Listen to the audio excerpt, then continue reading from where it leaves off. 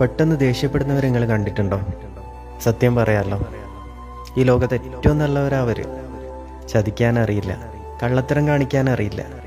ഒരാൾ നമ്മുടെ മുന്നിലേക്ക് വരുമ്പോൾ സ്നേഹം കൊണ്ട് അവരെ വീർപ്പ് മുട്ടിച്ച് പഞ്ചാര വാക്കുകൾ പറഞ്ഞ് ഒടുവിൽ ടാറ്റ പറഞ്ഞ് അവർ പോകുമ്പോൾ ആള് പോയെന്ന് ഉറപ്പുവരുത്തി ആ മനുഷ്യൻ്റെ കുറ്റവും കുറവും മറ്റുള്ളവരുടെ മുന്നിൽ നിരത്തി വ്യക്തിഹത്യ നടത്തുകയല്ലേ നമ്മൾ ചെയ്യുന്നത്.